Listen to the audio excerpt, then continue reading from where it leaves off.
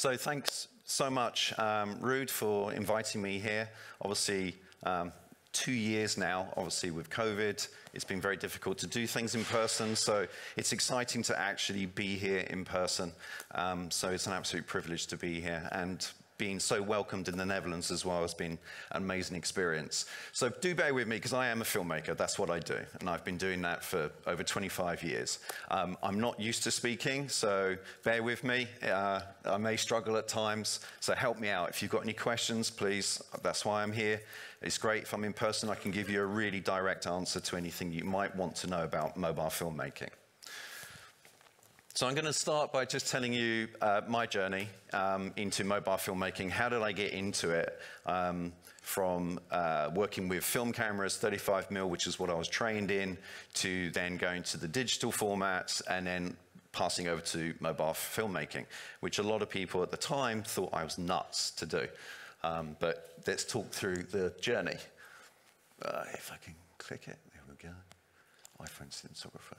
So since going into the world of mobile filmmaking, I've been very fortunate to win a lot of awards, and I've been very honored and privileged to have received that. And it seemed to happen very quick for me once I got into telling my stories, whether it was drama or documentaries, music videos, using mobile phones to shoot with. So it's been an amazing journey for me personally to receive awards around the world. So mobile filmmaking is, it's a very serious business now. It's very recognized by the industry worldwide. If you think of filmmakers like Steven Soderbergh, he's shot now 2 feature films. One's on Netflix at the moment. Another one went to the cinema. You've got Sean Baker, who did Tangerine, which was kind of the opening film in 2015 at Sundance. And that went down a storm, and I think he shot that on an iPhone 5. I love what I do. Mobile filmmaking makes me feel alive. It really does. It's given me such creativity that I felt I'd lost over many years. You get into a little bit of a rut, as we say, doing your job, filming, whatever it is you need to film. But suddenly mobile phones was offering a challenge, a creative challenge. So I'm just going to show you a quick clip.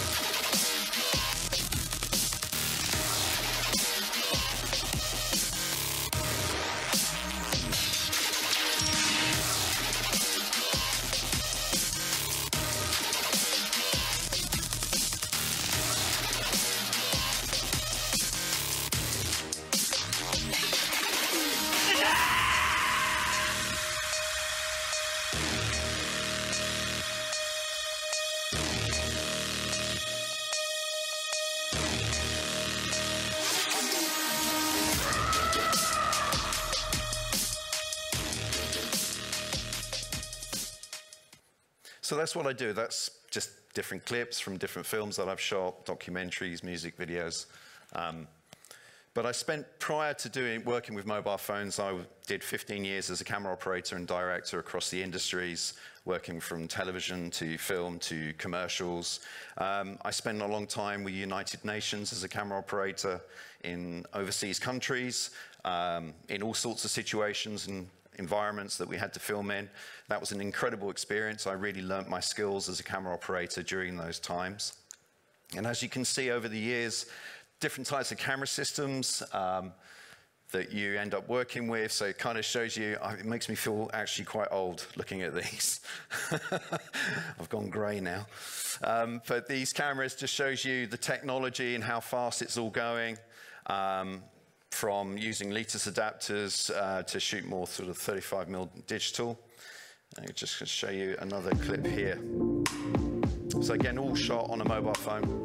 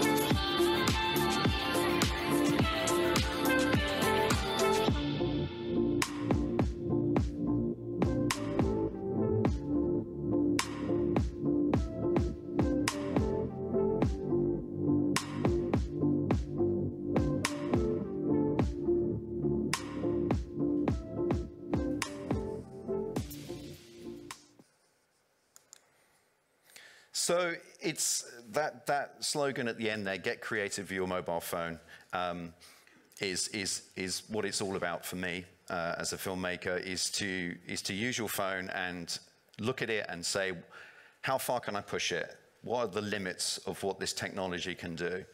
But what's behind that is training and skill and learning filmmaking and learning the basis and the structure of filmmaking. I think that's absolutely integral. A mobile phone isn't magic. It's not going to create great footage for you unless you put the skill into it, and it's about what you put into it.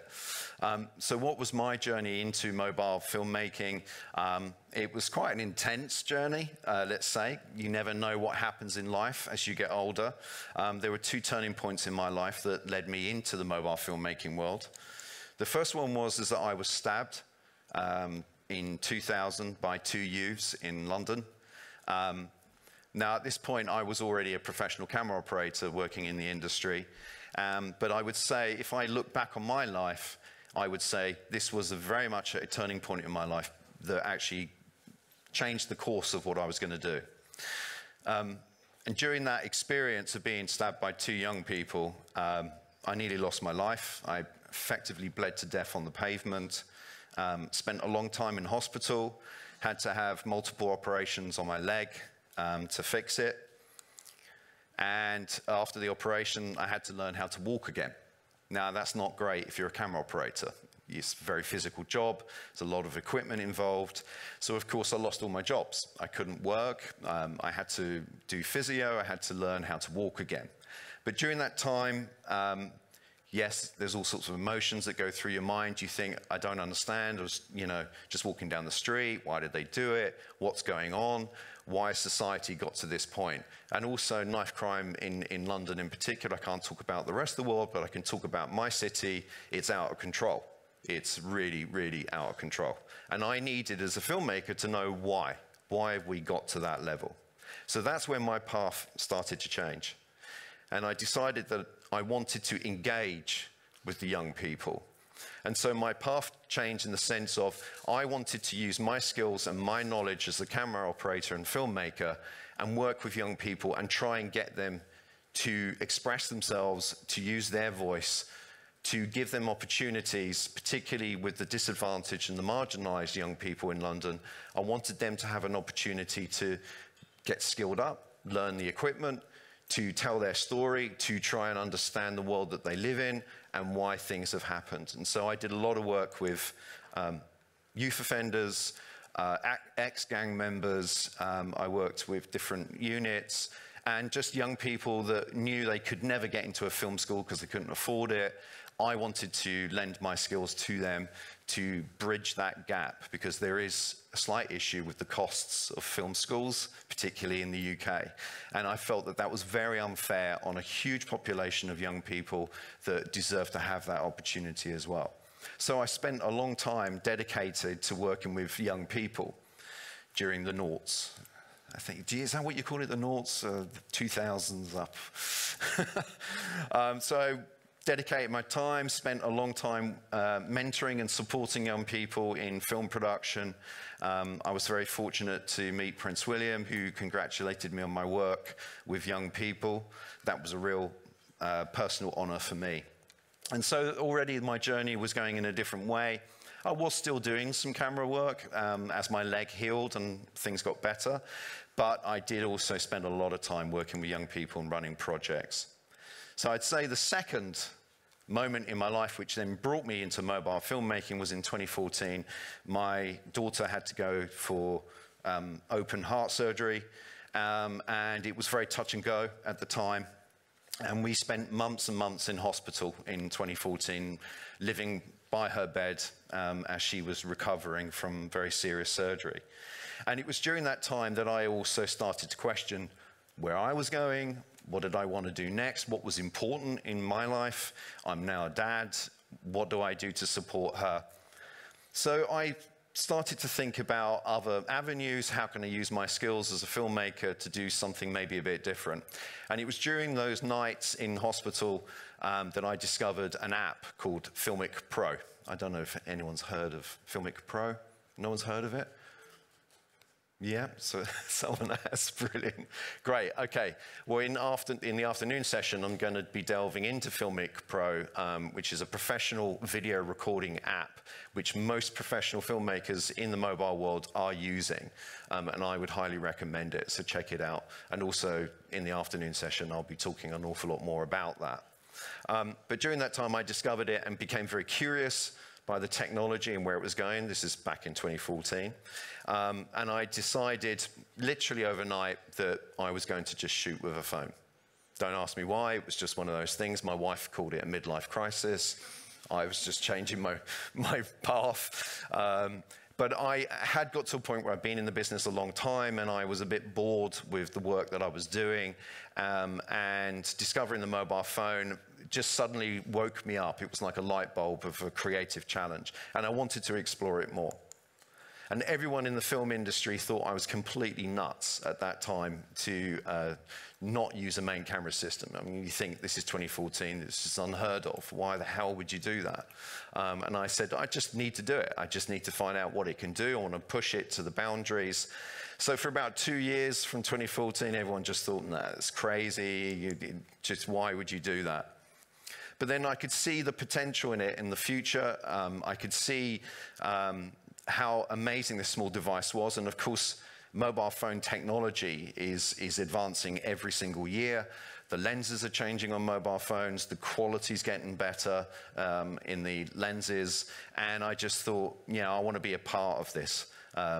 Which to me, I felt was a kind of a revolution in filmmaking to actually use a phone. If someone had said to me 20 years ago, hey, Cass, in 20 years' time, mate, you know, and I've got a big camera, you're going to be filming with a phone, I'd be like, you're nuts, that's insane. How the hell would that ever happen? And here we are, and here it is.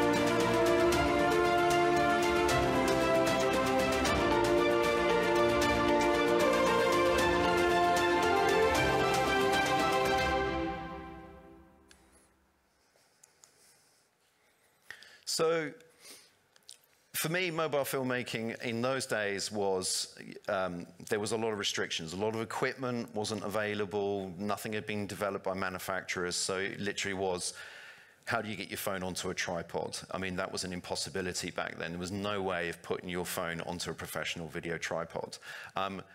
Now, in the year 2021, the technology has rocketed through. There are huge companies producing equipment specifically for mobile filmmaking. It's incredibly exciting.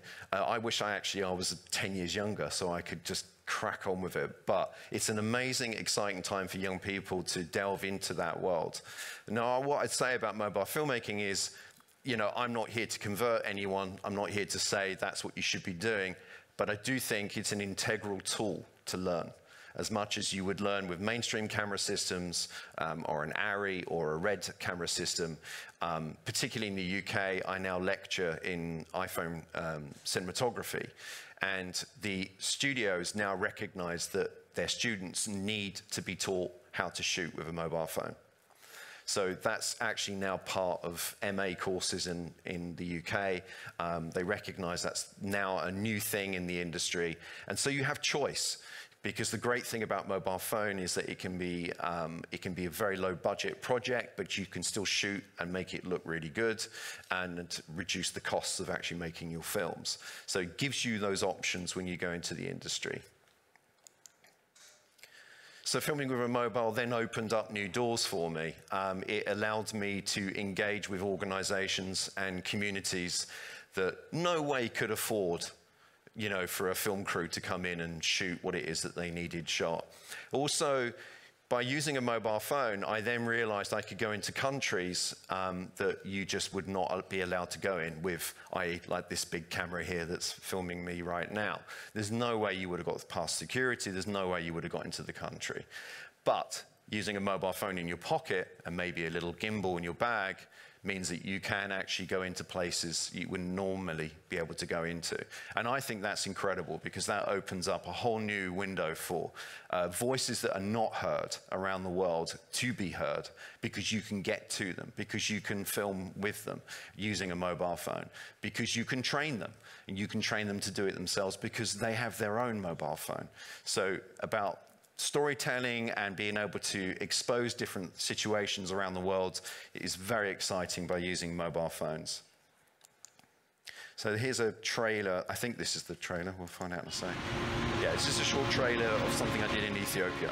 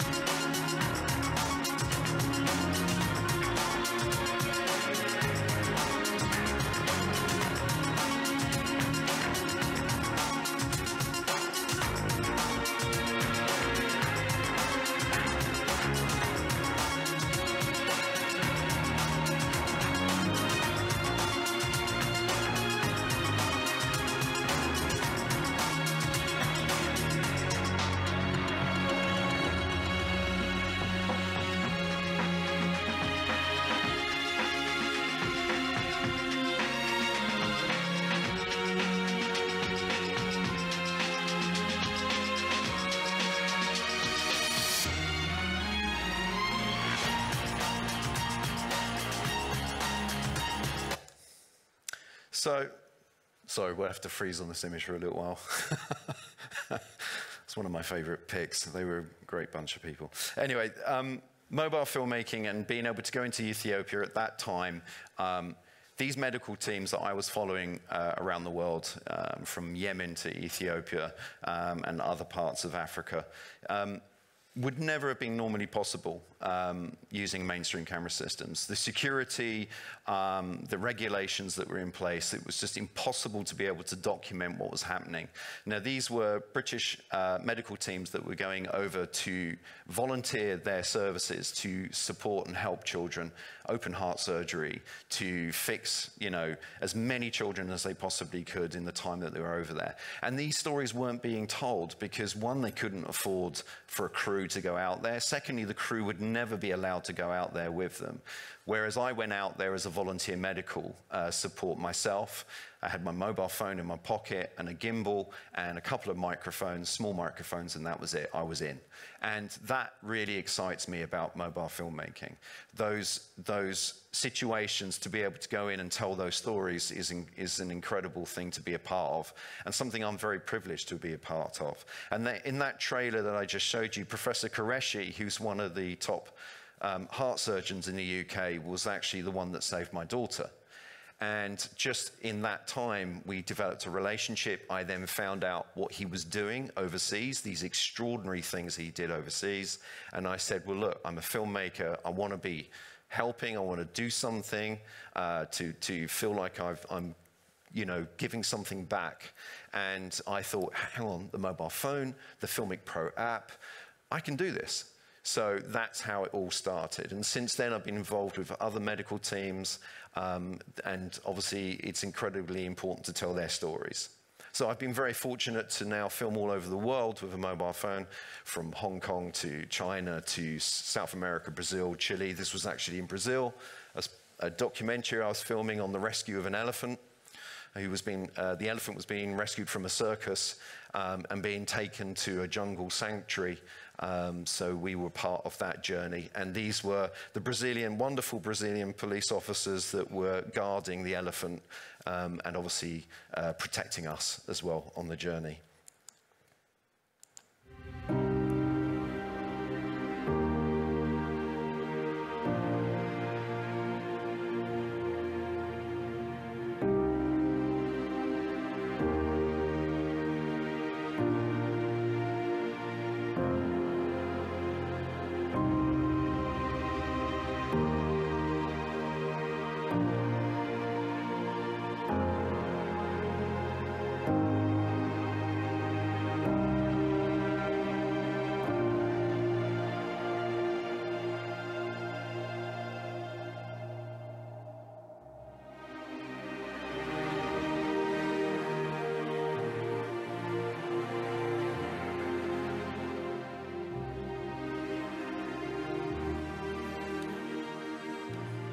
So that's part of a whole series of documentaries about the journey of rescuing the elephant in Brazil. And again, it was an absolute honor to be a part of that. Again, it's not something the Sanctuary could have afforded, but they can afford it if you're able to be a sort of a one-person crew and you can get out there and do it. So that was an amazing journey. It was also in partnership with Filmmaker Pro that we managed to get that documentary series shot.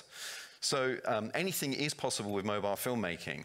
The speed of what you can work with, you can work very quickly, you can tell very personal and intimate stories. People are not intimidated when you're holding a mobile phone. Sometimes, I mean, I'm a filmmaker, I'm feeling slightly intimidated by this big camera that's sort of moving around as I'm walking here and there. So if I go, yeah, look, it's following me now. And, you know, it's not something I'm used to. I'm not an actor, okay? So, but with a mobile phone, sometimes you can get the most incredible stories out of people because they're just much more relaxed. And that opens up that whole other world of what we call the MOJOs, the mobile journalism, and the way that you can tell stories using mobile phones. In the UK, a lot of the journalists at the BBC, as well as other TV channels, are all trained as professional mobile journalists. So they have to actually shoot on a mobile phone their content, they have to edit it on a laptop, and they have to present the story straight to the TV channel. So it really is, you know, an area that's very important. So also, the other thing that excites me about mobile filmmaking is sometimes it's just much easier to work alone. As you can see here, I've got all my different bits rigged up and ready to go, reflector, you know, and it's possible to shoot really good shots, obviously on your own, and obviously do sound. I mean, sound's another area, another conversation, but. So now, you know, I'm developing feature films. We've been shooting full-length feature documentaries as well, and designing stories that aesthetically complement using a mobile phone. Sometimes a mobile phone is not the right tool to use if you're shooting a specific type of drama. And then so it's very important with your storytelling and the kind of story that you want to tell that you think about the aesthetics of it. How do you want it to look? Can it work on a mobile phone, or does it need to be a different type of camera system? So you need to weigh those up when you make those sort of decisions. Yeah. I've had second thoughts. You coming over today is not a good idea. I want to see him. You don't even think about coming here. Ever.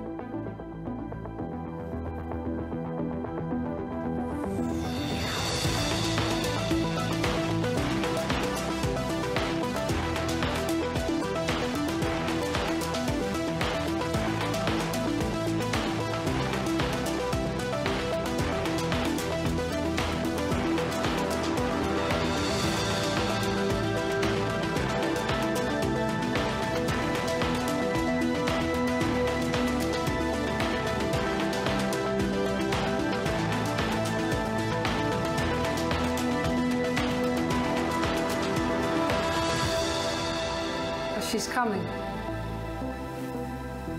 You don't know what she's capable of. And if you interrupt me again, I'll cut your tongue off.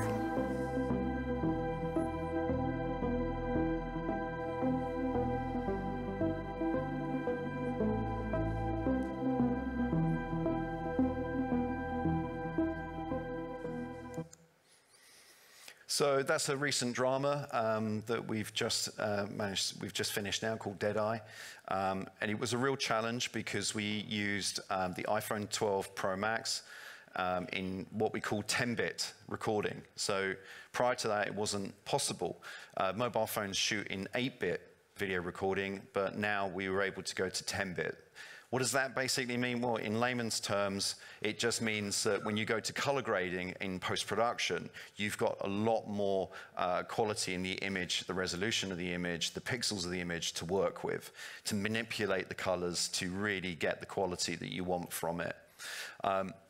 So yeah, as I go back to 2014, they all thought I was nuts, but now I'm a lecturer in mobile filmmaking and cinematography. I teach other cinematographers how to shoot with a mobile phone, because it is a very different way of filming, and it's just been an incredible journey to get to that point of saying, yeah, okay, you know, everyone thought I was crazy, but now, you know, everyone's asking me and saying, well, how do you do it? Because we need to now recognize it, because it's definitely here.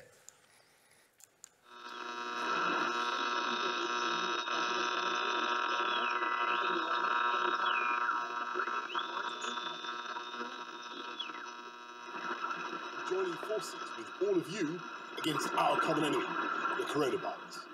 In our own countries, we've taken extraordinary... It's different than anything we've seen before, and maybe the way we've taken care of things is not the right way of doing it. But the truth is that none of us can succeed alone. They're fighting a war here, and the numbers of people succumbing to the coronavirus is overwhelming every hospital in Northern Italy. Concerned that if we continue on the path that we're on, that hundreds of thousands of lives and lungs may be at risk.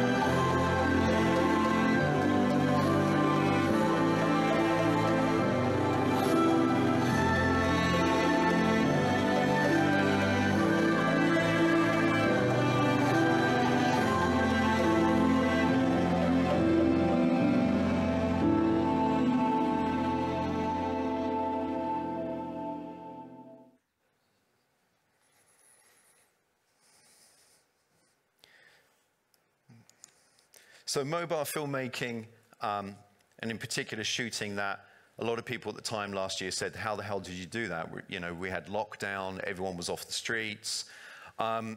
Obviously no one was working, including myself, during that time, but I decided that I wanted to again try and help, and so I volunteered to support the NHS, and I was delivering food packages and medical supplies to different families in different communities. So of course I was one of the very few people that had the license to drive around London delivering what I was delivering, but of course I had a mobile phone in my pocket and a gimbal. So it also gave me that opportunity to document London like we've never seen before, and I hope we never see it again. I really do. But it was a very surreal time. I've been in countries, I've been in war-torn countries, I've seen all sorts of things. And it still gave me goosebumps filming in my own city, on these streets. It was like an apocalyptic sense. It was a very surreal experience. But I was also very lucky because it was having a mobile phone that allowed me to film quickly, to stop in different places en route and capture those moments. And I don't think I could have done that if I had a mainstream camera system. So that's what particularly worked for me in documenting that moment in time. Mobile filmmaking is a real skill in itself. It does take time and a lot of practice to really home in your own sort of ability with it. Like I said, no apps will create that magic for you. You have to actually do it yourself. A background or training or some kind of understanding is really important in actually using a mobile phone, whether it's photography or for videoing with. It's very important that you think about that before just going out and doing stuff. And don't just buy loads of equipment. You know, everyone keeps spending loads of money on equipment. The equipment's not going to help you until you fully understand what your phone can do and what it can't do. And it's practicing with that and filming everything. There's no excuse because you've got your phone, you can video every day and really get to understand what it can do and what it can't do. That's all I've got to say. I don't want to bore you forever about my journey, but that is my journey into mobile filmmaking. That's what I do. Appreciate you being patient and sitting here. If you've got any questions or anything, please do ask. Thank you. Yes, I see some questions. Oh, here we go. Let me try. You're far away. I'll try. Yeah. Okay. There we go. No, you see? Can you pop it? Yeah. Great.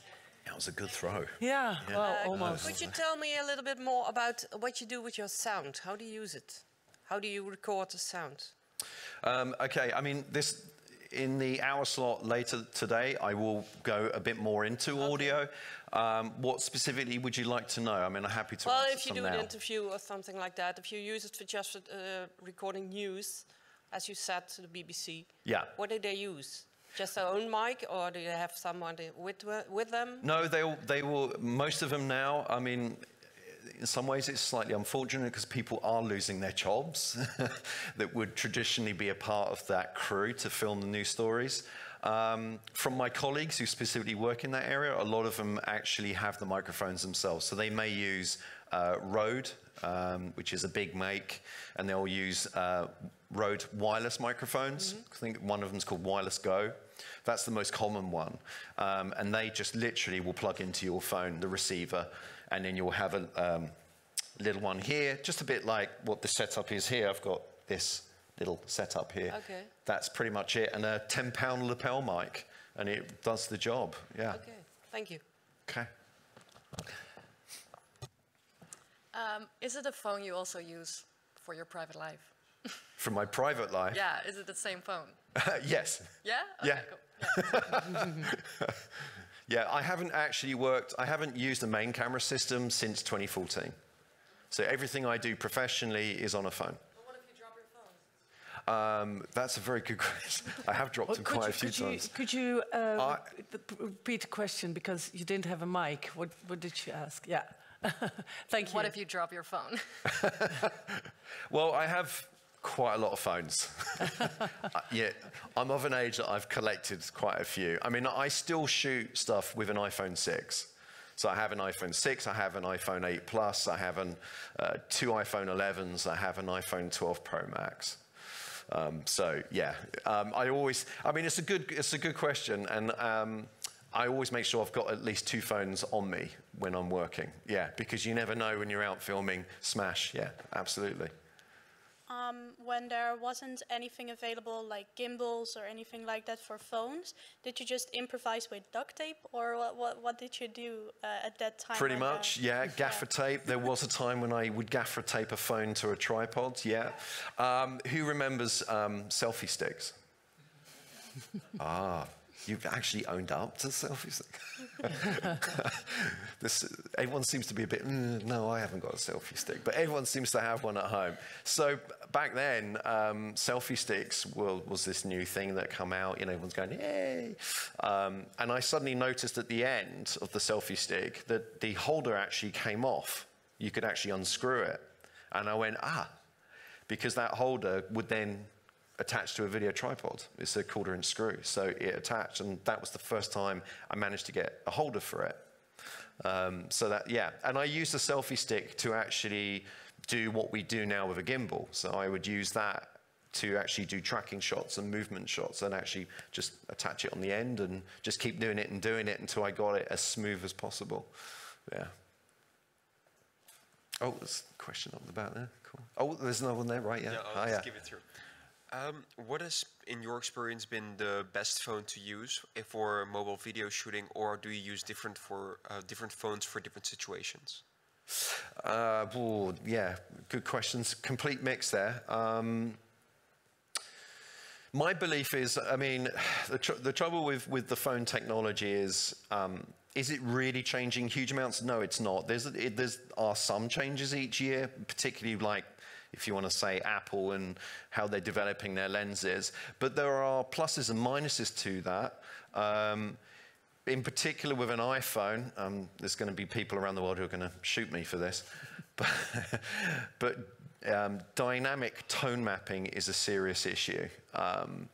So basically it's built into the phone that it controls your exposure levels. And so when you're filming, sometimes if you did this in front of the camera lens, the light would go up and down, and you can't get control of that. So it's very tricky. It's a dispute or a debate, should I say, that's going on in the industry at the moment, because really what we want is complete control of that.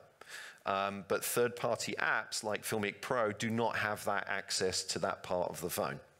So if that makes sense. But no, I think I still shoot stuff with an iPhone 6, and it really is about what you do with it. Those lenses are good. Even back then, those lenses are good. And it really will depend on what third-party app you use with it. I would recommend Filmic Pro, not just because they're my friends, but it is a fantastic app, which I'm going to talk about later this afternoon, and does give you a lot of control over everything. But no, I think you just make a decision on what project is right for what phone, but it's about what you put into it. So I have mixed phones. I've recently shot a feature musical, and we shot on an iPhone 8 Plus, 2 iPhone 11s, and an iPhone 12. And all of it, at the moment, is being edited together, and it works. Because we're using the Filmic Pro app, we can keep the white balance the same throughout, so the color is easier for us to work with. And the quality is, pretty much, you wouldn't tell that they're from different phones. Okay, awesome. Thank you. Yeah, you're welcome. Yeah. Do you only shoot on iPhones, or is there also different to Samsung or Huawei or something like that? Because the cameras tend to differ between Well, if you know anyone at Samsung, ask them to give me a call. No, my workflow, even in the early days, was always with Macs, and so it wasn't even a thought process. It just seemed, well, I work with Macs. The iPhone has just come out. They've invented this. I remember the iPhone 3, and I thought, well, I'll just get an iPhone because that'll connect with my Mac and that will work. No, I don't shoot with Androids, and it's not because I wouldn't. But there's only so much you can spend on phones at any time. I would happily shoot with Samsung. I'm intrigued by the S21, is it? The Samsung S21. And the lens capabilities. I think some of the Android phones in recent years, the lenses are absolutely amazing on them. And I do know other professional mobile filmmakers around the world who do just shoot specifically on say a Samsung, and are producing stunning stuff. But me personally, no. Just to interrupt, because I've got one question from Fyro. He's online and he asks, oh, yeah. How did your clients accept your iPhone in the beginning when you came in 2014? Everybody told you were nuts, but how did they accept you in the end? I think, it was good. I mean, I would say for the first 2 years from 2014, let's just say there wasn't a lot of work coming in. Because everyone went, don't know what Cass is doing, but he's gone off with his phone. He's walking around the streets filming. What is he doing? Just, okay, just leave him to it. But what I then decided to do was go back to the beginning. So it's no different than when you start out as a filmmaker. When you first start, you need experience. You need to shoot stuff. You need to be able to show other people what you can do and what you are capable of doing. And so I realized even at my age, I thought, okay, I have to go back to basics. I have to shoot stuff and then present it. And what I did is I went out and chose different subjects. I went and shot some documentaries, all for free, off my own back, with no money involved, because I needed content. I needed to shoot stuff and show what could be done. Once I started doing a few of those, I then actually approached some corporate companies and I said, look, I'll tell you what, I won't charge you. Okay, I'm going to shoot a 3-minute video for you. Let me just do my thing with it. I'm not charging you. If you like it, then you've got the video. And I can use it as part of my portfolio. And so that's what I did. I just started shooting freebies all over the place. I'm not saying that's the right journey for everyone. We've all got to pay bills at the end of the day, but that's what I chose to do. And as soon as I had that, then I had content to present to corporations and different companies, and never told them that it was shot on a phone. And of course they hired me, and then I'd say, oh, by the way, that was shot on a phone. What? And that's how I got the jobs. I hope that answers the question. Some other ones. Yes, I wonder how many lenses do you use? I thought you used different lenses on your iPhone. I do. Again, that's going to be in the afternoon workshop. That's good. But yes, I do use some external lenses. I would say even with today, I would still shoot about 60 to 70% using the wide-angle lens on the actual phone. Telephoto is a slightly different area, and I tend to use an external telephoto lens that I would attach to it. The two makes that I work with is Beast Grip and Moment. Anyone heard of them? No? It's Moment lens, big companies in the States that are producing beautiful glass on lenses, and Beast Grip. Really, really amazing glass on the lenses for the phones. They are expensive, but they're really worth it. Okay, thank you. Okay, I saw some hand rise there at the back also. Oh, need a bit more. Later you are. Yeah, not to focus too much on the negative side, but I'm just curious about the struggles. Were there any moments in your mobile phone career where you thought, screw it, I'm going back to traditional cameras because this and this struggle? Loads of times. Yeah. Yeah, loads of times. Because, you know, of course, zoom is an issue with mobile phones. Shooting specific things like maybe concerts or live performances are not ideal with phones. There are pluses and minuses. Zooming is a no-no when you're in mobile filmmaking world. We do not zoom. Zoom is a bad word, and it also doesn't exist. It's not a proper, there is no such thing as zooming on a mobile phone. All you're doing is cropping the original image. You know, if it was a real zoom, it would be an optical zoom, and a huge lens would come out of your phone, a bit like the logo there. But yeah, there were frustrating times, absolutely, because the reason I'm here talking to you guys is not because I'm an expert. I'm not. I'm still learning. But I started a lot earlier than you lot. You know, I've been doing it since 2014, and so I'm able to. I've gone on a journey where I've learned what works, what doesn't work over that time. I'm still learning now. I mean, because the technology and the phones are changing all the time. Yeah, but less so now. I think in the last 2-3 years, not a thought that came into my mind about, oh, man, I need to go and use another camera. It's really changing, and it's getting much more where I want it to be and how I want to use it. But yeah, there were times where I thought, oh, just be easy to pick up a big camera and do it. Can you throw the mic at your back to the... Yeah. Oh, 1, 2, yeah. Okay, you just told us that you sometimes use the iPhone 6 and sometimes the iPhone 12. How do you decide which phone you will use? Just depends what mood I'm in. Yeah. Okay, someone? Who has a question? Who else? Over here. Can you throw it? Does it work? Okay, here we go. This is challenging. Good job. Well done. Well, first of all, thank you for your really impressive story. It's really touch-basing, and also the beautiful shots. Thank you. If you would advise Apple for what would be, to your opinion, the best next innovation for the mobile, what will help you to make it even more suitable, feasible, sustainable? Okay, I mean, I think it's kind of already there. Apple have now gone to ProRes. It's not something I ever thought would happen. So that's a whole other area. To be able to shoot in ProRes format is incredible. So I don't have the iPhone 13 as of yet. So I'm interested to explore what the ProRes can do and the different formats that it's now offering. I think as far as filming professionally, it's there. That's there already. The one thing I would say to Apple is, can you please stop tone mapping? Because they're promoting their pro phones at creatives like me because they think that's what we want, but they won't remove tone mapping. And tone mapping keeps overriding our manual settings. So my only dispute with, good luck to them, in what they do, but I would argue with them that their tone mapping is ridiculous and we need control of it. Thank you very much. I need to end because it's 11. Could you hold your question? Because later on you will be there at lunch. Can they ask you? And we've got the workshop. So if everybody... or is it a short question? Yeah, it's a personal question. Okay. A personal question. Okay. Well, the last one, then we do the personal question.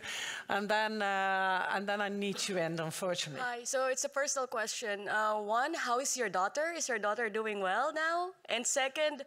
I'm curious, what happened to the youth who stabbed you? Did they get into jail? Did you meet with them? Did you forgive them? What's that? So, okay. Firstly, thank you so much for asking about my daughter. She's 10 now, my youngest. Yes, she's a miracle. Thank you. Her condition will always be managed. They will never be able to repair her fully. But she's managed, she's happy, she's at school, she's not in pain. So you can't ask for more than that as a parent, so yeah, she's good. As far as the youths are concerned, it wasn't what we would normally think as a mugging. It was actually a gang initiation. So what they're told is by the adult that runs the gang, they're told to go and stab a stranger and stand their ground. So that happens a lot in London, where innocent people will just be stabbed on the street for no reason, because they have to stand their ground to be initiated into the gang. So did I meet them? No. I met many gang members in different projects that I did in teaching film. So I got to understand what was going on and why things were happening. But those two, no, I don't know. I hope that they've sorted their lives out themselves and have moved on as well. And I hope that they maybe, put something back into the community. But, that's being hopeful. Oh, my gosh. Thank you so much, everyone. Thank you so much. Thank you.